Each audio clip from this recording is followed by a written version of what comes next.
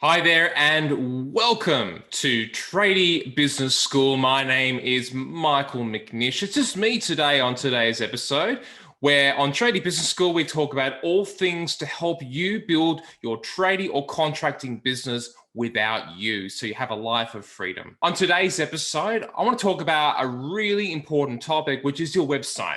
And for those of you who don't know me, my background has been in marketing for over 15, 20 years. And that's where I feel really old when I say that. You ever find that when someone says, hey, how long have you been doing what you do? And as you realize how long you've been doing what you do, you go, I'm getting a little bit older.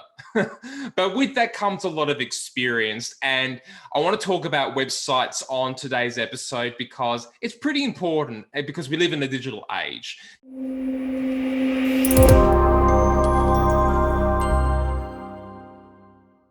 Now, I don't know if you like your website, hate your website, think it sucks, think it's old, boring, clunky. I want to talk about some elements today that might actually really help you to maybe reprioritize that a little bit and give you some tips and things to focus on. Yeah.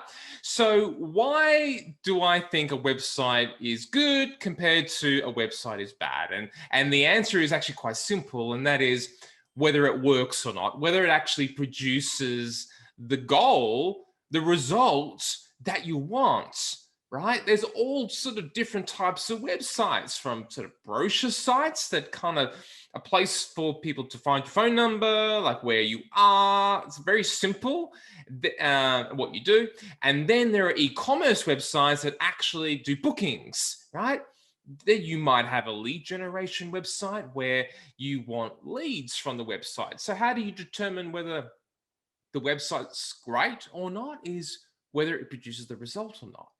And it's not so much whether how great it looks. That's more for you and I guess a branding point of view, but the result is key. So the question I want to ask you first is, what's your goal for your website? And if you're working with a website company and they don't ask you that, I'll probably run away, like get out the door, because that is a really critical question for you to get really clear on your objective. Yeah. The objective of the website.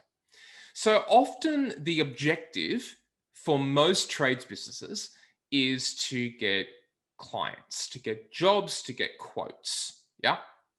Right. So if that's the case, we need to have a website that is conversion friendly, the one that actually is designed to produce the result. Now, when I say like the design, right, the look of it is actually the least important part of the entire website. I know that's a bit weird, right? When I finished my university degree, I was selling stoves. These were these big English stoves for really kind of that retro English kitchen. So we had racing green and cream with brass knobs on them, black. They were fantastic. I love them. They were about $6,000 or $7,000, and we built that brand throughout Australia. It was called Falcon. If you want to have a look at it, that kind of brings back memories every time I see the stove. And when I was in that role, I was obviously learning about the kitchen industry and about cabinet makers. I don't know if we have any cabinet makers listening. Hello to you. But you'll find that when someone wants to do their kitchen, you're actually competing for budget against both parties. So the appliance group, the people that want, to buy the oven, the dishwasher, the range hood, the whole caboodle, and then the cabinet maker. So the question is, what's more important of the two, right? And if you speak to one or the other, they're going to say, well, theirs is the most important. They're going to sell that is the most important part. So I'm going to tell you a really unbiased point of view, because I'm not trying to sell you either. I'm not going to try and sell you elements of your website. I'm going to advise you on this podcast and give you some tips. Up to you what you do with it, but I really hope you pay attention, because it's pretty important that when you go to a website company and you want to redo your website or improve it or buy one, most cases on the proposal, they're going to say, here's the price. And the price is usually design and development. Usually the tech stuff or the pretty stuff are making how it looks, right? But I'm here to tell you that that is the weakest and most ineffective part for you to achieve the objective of getting clients. Just because the website looks good doesn't mean it's going to work. I know companies that have the ugliest, crappiest websites that make millions of dollars from it. It doesn't have to look great. And so if it's not what it looks like, what's more important? The answer is the words, the copywriting. And when you're looking at your website, usually maybe you've been involved in doing it. And I don't know how many courses in copywriting that you've done, but most tradies that I know typically haven't studied the art of copywriting. Yeah. You're pretty good at building stuff and fixing stuff and nailing stuff and doing what you do, right? Not crafting exquisite copy that produces results on your website. So when I'm looking at the budget, let's say, again, go to the kitchen example. We've got the appliances and we have the cabinets. What's more important? So I want you to think about this. If you can invest more of your budget for your website towards the copywriting and less of the budget towards the design, the tech stuff, that's going to serve you better. So finding a copywriter can be quite an interesting journey. You can go to sites like Upwork or go to Facebook and ask for recommendations, do a Google search. The great copywriters are not cheap. So that's why I recommend to have as much budget as possible for excellent copy, right? Like you can literally like have a sales letter on a website and that can produce an amazing result as opposed to pictures and, making it look good, which is important. It supports it, but it's the words that are more important. So if you think your website isn't very good, think of it from 2 points of view. Think about it from a design aesthetic, right? Because you're probably going, oh, I don't really like the way it looks. It looks a bit old, a bit dated. I hate it, right? But then look at it from the words point of view. What do you think about them? What do you think about what it says? And do you have the same point of view, right? So if you want to improve an aspect of one or the other, put more of your budget into the words as opposed to the design. Yeah. So that's the first tip that I have for you. That's a real game changer. It will really change the way that you look at websites. That's a supporting structure, right? That's all a website is. It's a supporting structure for what you actually want to say. So you got to work out what you actually want to say. And in Tradie Business School, we have some courses and trainings to really help you identify that so that when you go to an agency, you're really prepared to really nail that and get that good. And of course, if you have any questions about your website, you want some feedback, please join our free group, by the way.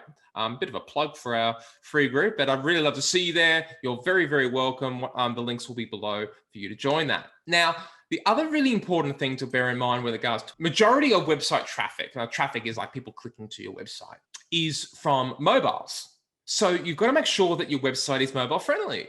So if it's an older website and you really don't like it, you definitely need to update it. And the way to check that is open the website in your browser and then bring the window smaller so that you can see whether it actually moves or not. Back in like distant past, what you'd have to do is have two websites. You'd have a mobile website and a desktop website, but now you can have one website that caters for everything. We call that mobile responsive. Yeah. So when you have a mobile responsive site, you can use a template in WordPress or Squarespace. I think Wix now does mobile responsive, which is great.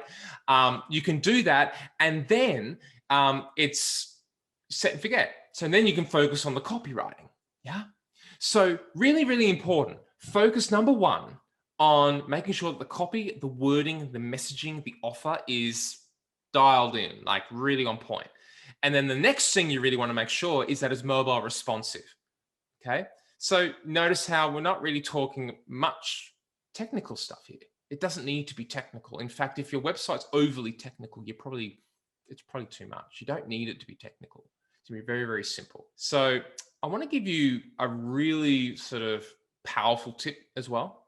Most often than not, most of your competitors in the space on their website will have a similar offer to you, which is get a free quote. What I encourage you to do is go to Google or whatever search engine that you prefer and have a search for your service in Google.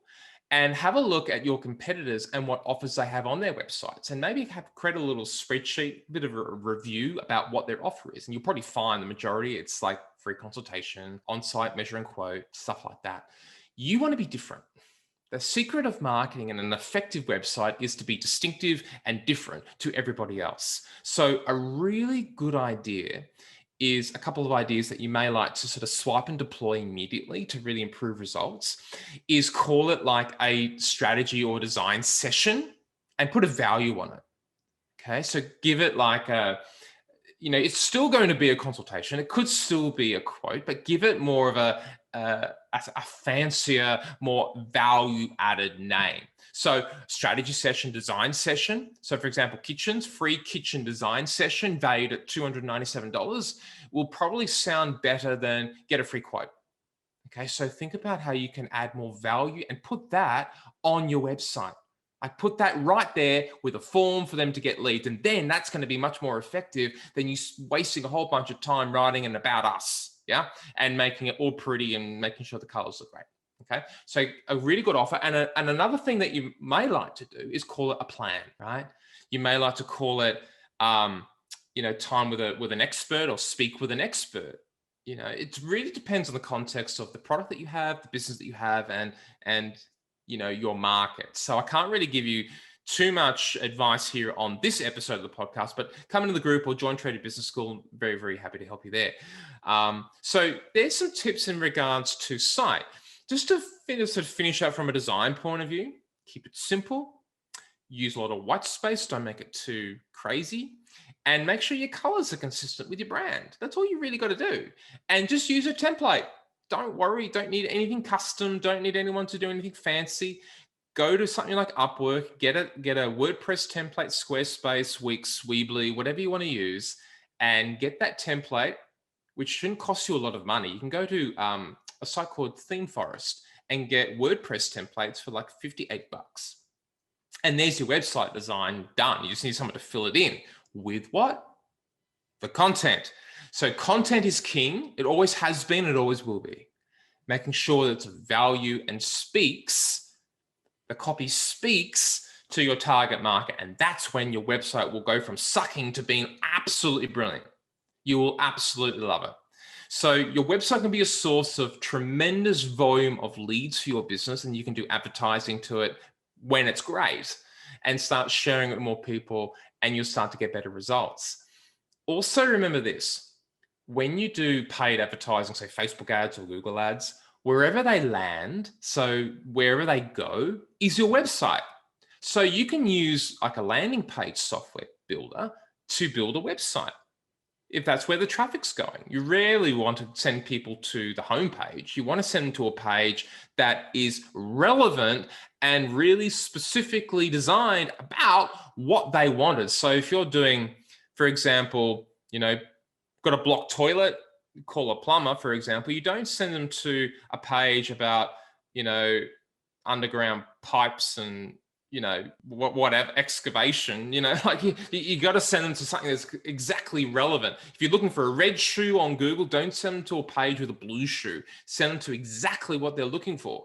So congruency is really important. So you can build a website and you can build landing pages, and you can use something like ClickFunnels. You can use lead pages or Unbounce. They're names of landing page builders that you can use to build multiple landing pages for your ads.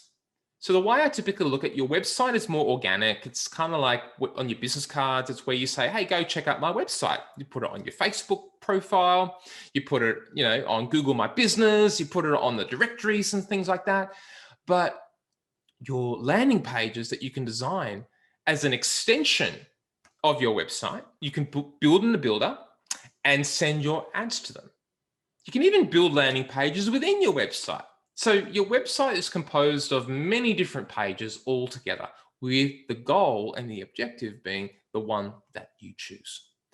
Okay, so that about wraps it up for, like, if your website isn't great, things that you can do to improve it. And I'd love to hear more questions that you have and ways that we can support you in your trades business to really improve the results that you're currently getting. So the way to sort of get in contact with us is, number one, join the group. And you may like to sign up for Tradie Business School. We'd love to see you there, where we give you all these tools, resources, and trainings and fortnightly Q&A calls to really help and support you to get some fantastic results in your business. So comment below with any feedback, questions, come into the group. Love to see you. And until next time, my name's Michael from Tradie Business School, and I look forward to seeing you on the next episode. Bye for now.